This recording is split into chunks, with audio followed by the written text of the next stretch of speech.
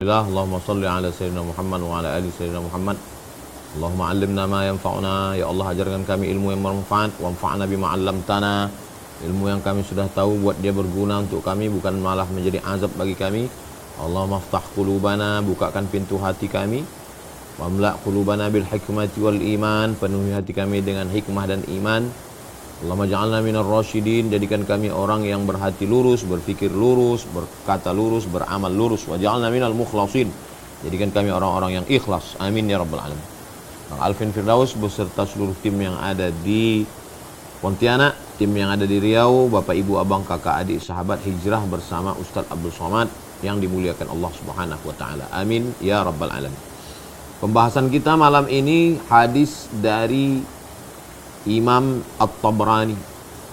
Imam At-Tabrani punya 3 kitab hadis besar: Al-Mu'jam Al-Kabir, Al-Mu'jam Al-Awsat, Al-Mu'jam As-Saghir. Hadis ini diambil dari kitab Al-Mu'jam Al-Kabir. Hadisnya hadis sahih.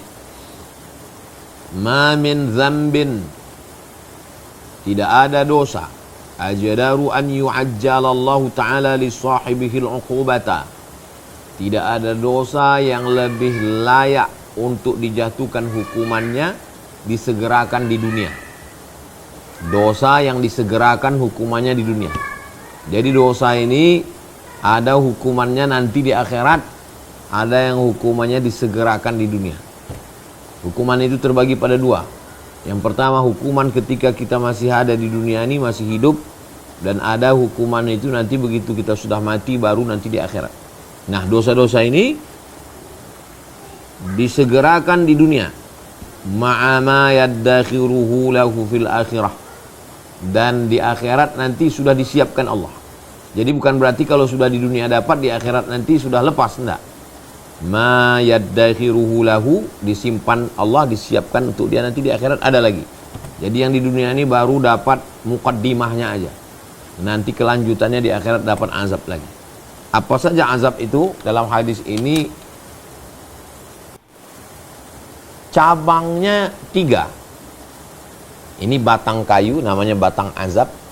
Cabangnya ada 3, tapi 3 ini punya ranting-ranting. Nah, ini akan kita jelaskan. Yang pertama azabnya, yang pertama perbuatannya adalah qati'atur rahim. Qati'atur rahim, memutus tali silaturahim. Qati'atur rahim, memutus tali silaturahim. Ranting dari yang pertama ini adalah anak kepada ibu.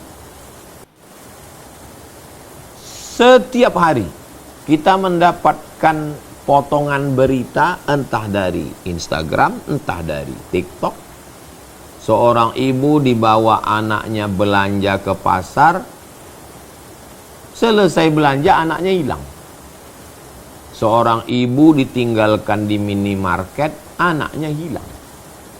Saya melihat dengan mata kepala saya sendiri, seorang ibu dibonceng oleh anaknya, laki-laki gagah tegap, diturunkan anaknya di lampu merah. Saya pagi mau ngantar ustazah, saya tengok, barulah menjawab pertanyaan saya selama ini.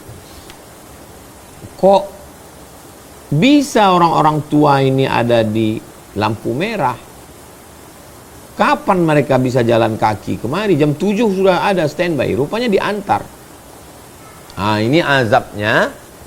Azabnya ini an yu'ajjilallahu ta'ala li sahibihi al-uqubata fid dunya. Nanti wahai kalian yang menyia-nyiakan ibu kalian, anak kalian juga akan menyia-nyiakan kalian. Kau antar sekarang dia ke lampu merah, kau pun nanti juga akan diantar anakmu. Anakmu sendiri yang akan mengantarmu nanti. Mungkin waktu peristiwa itu terjadi, saya sudah mati, sudah tak ada lagi. Tapi kalian ingat cakap saya ini. Karena yang saya sampaikan ini bukan omongan saya.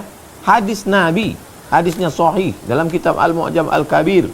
Diriwayatkan dari Abu Bakar radhiyallahu an. Dalam kitab Al-Mu'jam Al-Kabir Imam Tabrani. Jadi orang yang menyampai hati begini, putus silaturahim begini, menyiksa orang tua begini, yang mengantarkan ke panti jompo. Oh, nggak bisa Pak Ustadz, rumah saya sempit. Rumah kau sempit, kenapa muat untuk istrimu? Kenapa muat untuk anakmu? Kenapa muat untuk iparmu? Kenapa muat untuk mertuamu? Kenapa untuk emakmu tak muat? Nah, nanti sampai masanya kau akan tua juga. Dan kau akan jadi mertua, dan kau akan jadi orang tua. Kau akan merasakan juga azabnya itu. Bukan kata saya. Yu'ajjilallahu ta'ala li sahibihi al-uqubata fid dunya. Cabang yang pertama adalah kepada ibu. Ibu dulu. Kenapa ibu dulu? Karena ibu mendapatkan 3 baru ayah. Yang kedua kepada ayah. Orang yang membiarkan orang tuanya, entah karena sebab tak tahu kita entah apa sebabnya, lalu kemudian dia pun juga akan merasakan azabnya. Na'udzubillah. Saya punya anak laki-laki. Anak laki-laki kita, tanggung jawab kita di hadapan Allah Subhanahu wa ta'ala. Jadi yang kita pikirkan ini adalah diri kita akan datang. Adapun mereka yang lalu-lalu itu udah lewat itu sudah.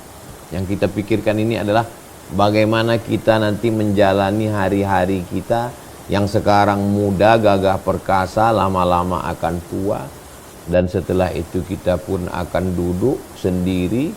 Bisa jadi bini kita mati duluan, bisa jadi kita nanti entah sama siapa di rumah. Maka hati-hati. Bagi yang sudah melakukan, tak ada jalan lain kecuali bertaubat, memperbaiki diri. Yang ketiga, ayah, ibu, ayah, saudara. Saudara kandung. Aqrabin namanya, kerabat. Karena lil walidaini, kedua orang tua, wal aqrabin, dan kerabat. Orang tua dan kerabat. Kakak laki-laki, kami di Sumatera menyebut abang. Adik laki-laki, kakak perempuan, adik perempuan, tidak ditolong, dibiarkan, disia-siakan. Saya pun susah juga Pak Ustadz, gak bisa menolong. Oke, tak bisa kita tolong. Tidak bisa menolong dengan harta, dengan cakap. Idkhalus surur, menyenangkan hatinya, membahagiakan hati. Tidak semua orang ini kita tolong pakai duit. Kita pun bukan orang mampu, bukan orang kaya. Saya banyak orang jumpa sama saya. Sebetulnya saya paham, dia ada duit dia. Cuman dia punya masalah hidup.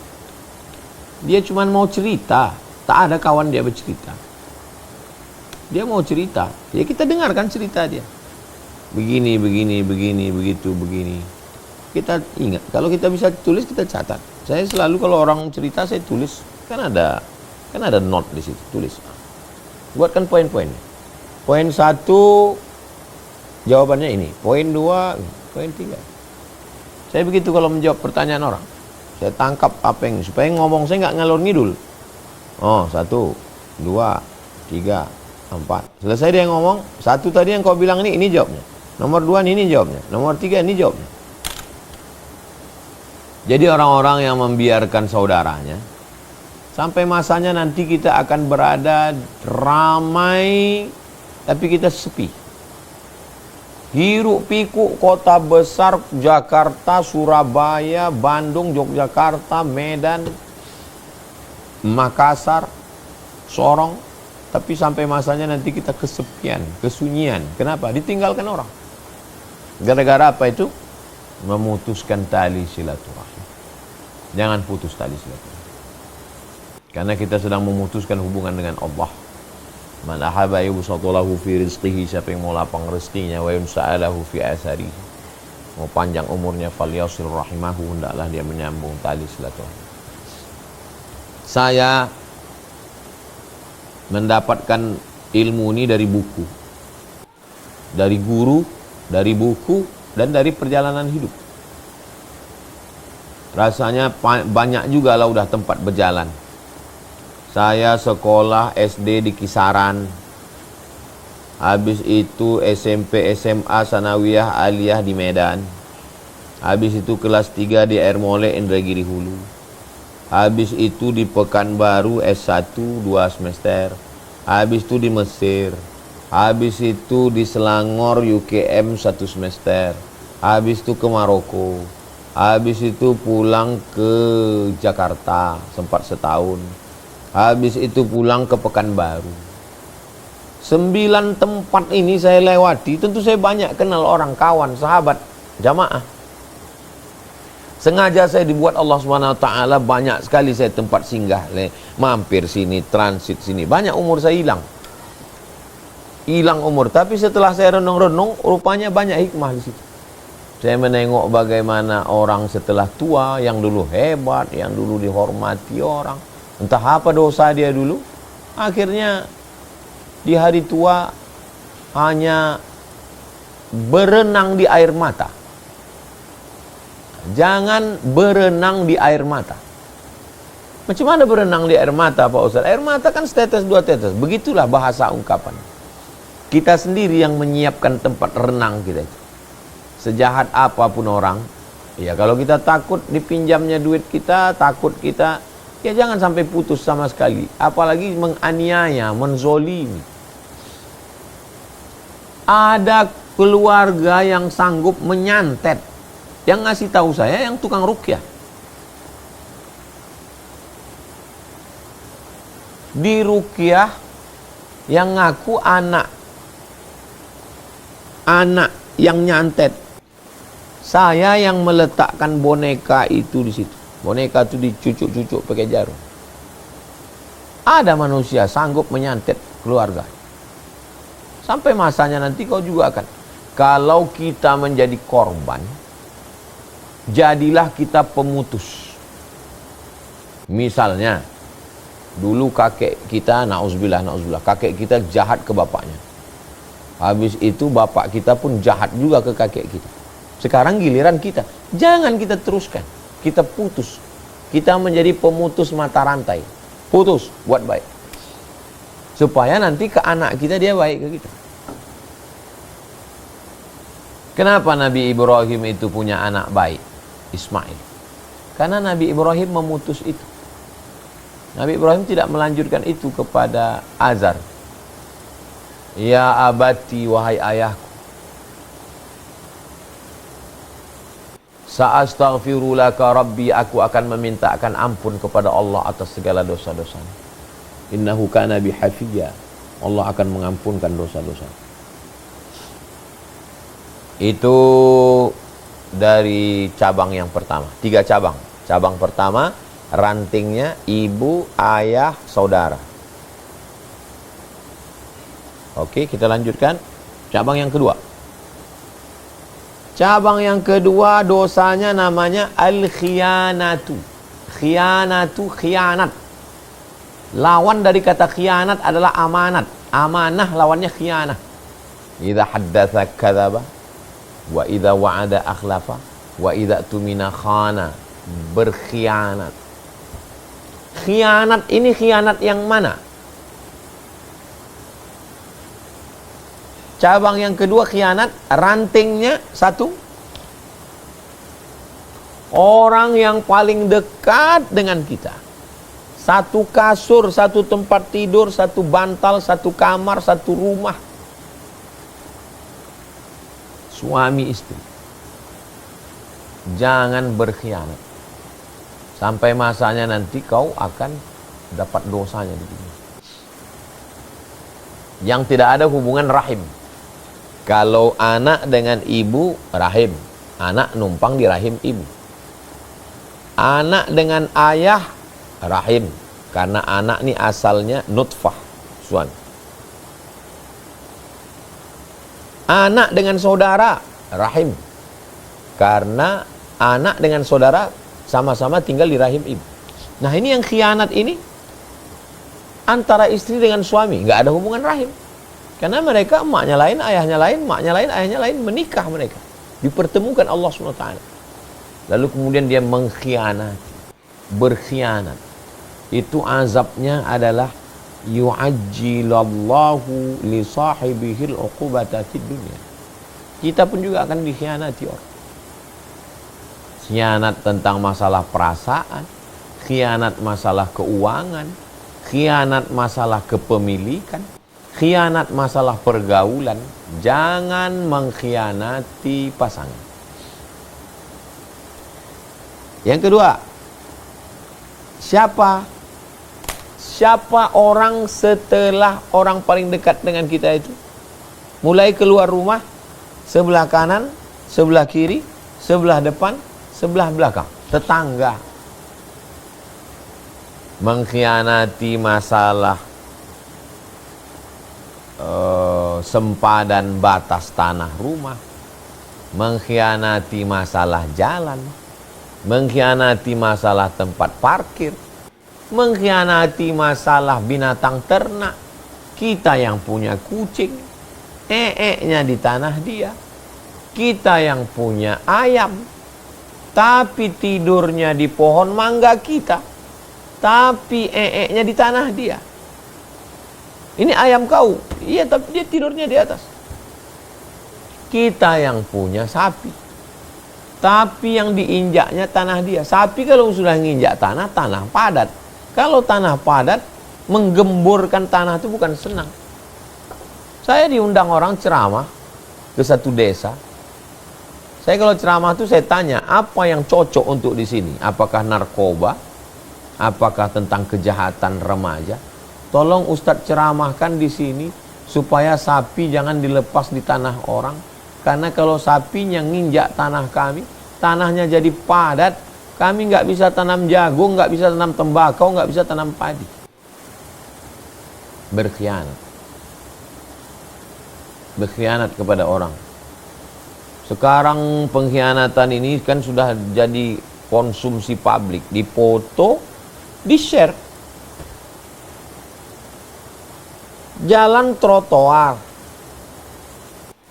ditutup jadi taman, ditutup jadi parkir. Itu berkhianat itu. Orang yang amanah itu milik orang lain. Khianat. Lawan dari amanah adalah khianat.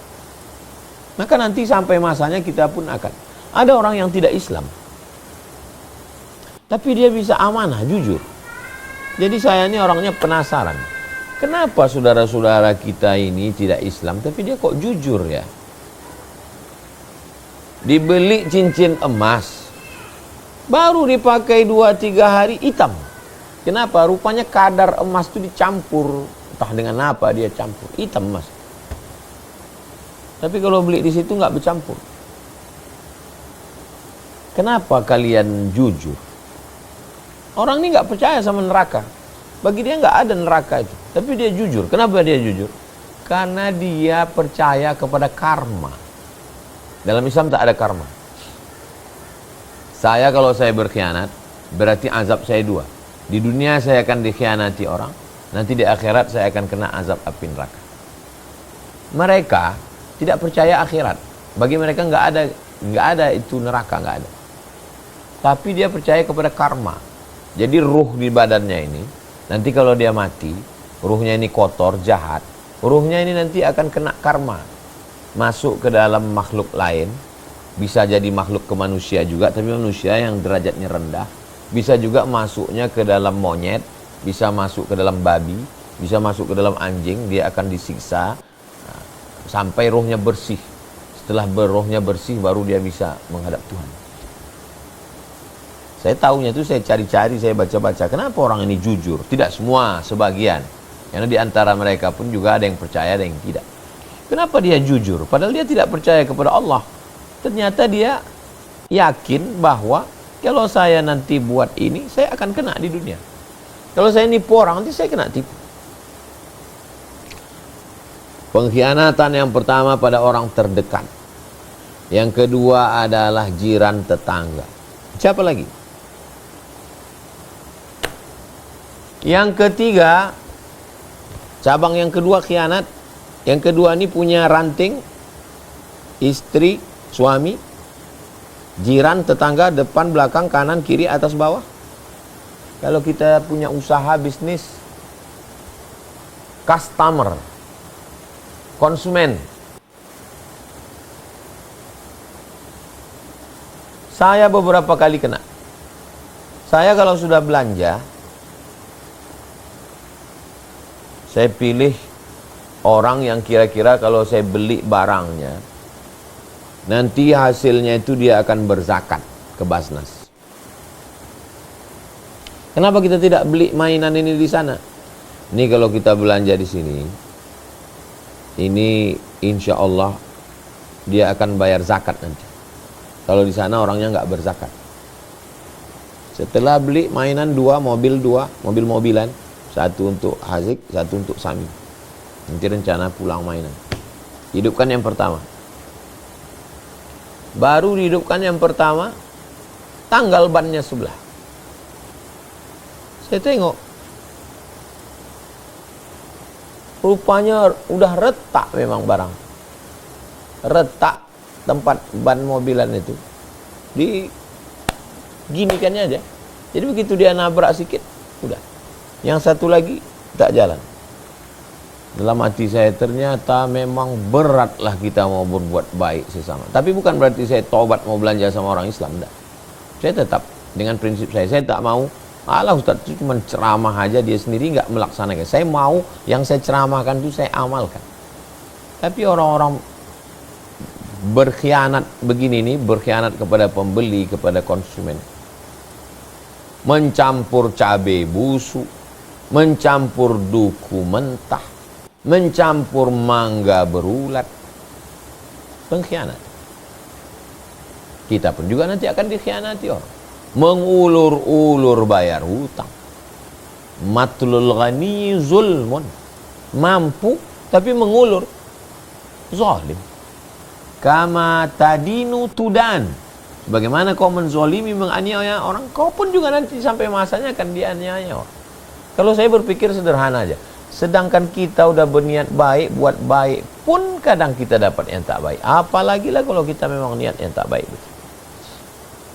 Yang ketiga, wal kadhib. Yang terakhir yang ketiga, wal kadhib.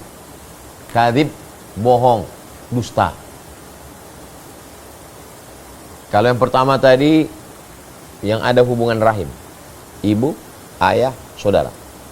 Kalau yang kedua ini khianat kepada orang yang tidak ada hubungan rahim, istri, suami, tetangga, konsumen, kawan sekantor, atasan bawahan, direktur dengan karyawan.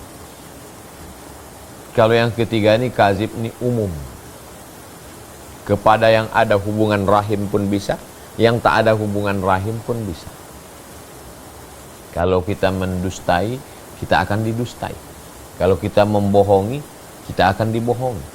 Azabnya kita dapat di dunia, dan di akhirat pun nanti juga sudah disiapkan Allah Subhanahu wa ta'ala. Al-kadhib, bohong, dusta, ra'su kulli khati'ah. Induk dari segala dosa adalah dusta. Satu dusta, satu bohong, dia akan disusul oleh 100 dusta. Orang yang berdusta, orang yang berbohong, orang yang menipu, walaupun nampak zahirnya tenang, kenyang, senang, tapi sesungguhnya hatinya gelisah, risau, berefek kepada badannya, berefek kepada penyakit, naik darah tingginya, naik jantung koronernya, naik kolesterolnya, gelisah, stres, depresi, anxiety. Makan obat ini, makan ini, tidak juga tenang, masuk penyakit buah pinggang, jantung, macam-macam. Nauzubillah. Inilah kata Nabi dalam hadis riwayat Imam At-Tabrani, 3 cabang dosa yang melahirkan ranting-ranting yang mengundang azab Allah. Ma min dzambin ajdaru, tidak ada dosa yang lebih layak an yu'ajjilallahu ta'ala li sahibihi al-uqubata fid dunya, disegerakan Allah azabnya di dunia, dia sudah dapat ma'a ma yaddakhiruhu lahu fil akhirati, di akhirat dia dapat min qati'atir rahim, silaturahim, memutus silaturahim, wal khiyanati, berkhianat, wal kadhibi, dan dusta. Riwayat Imam At-Tabrani dari Abu Bakrah radhiyallahu anhu.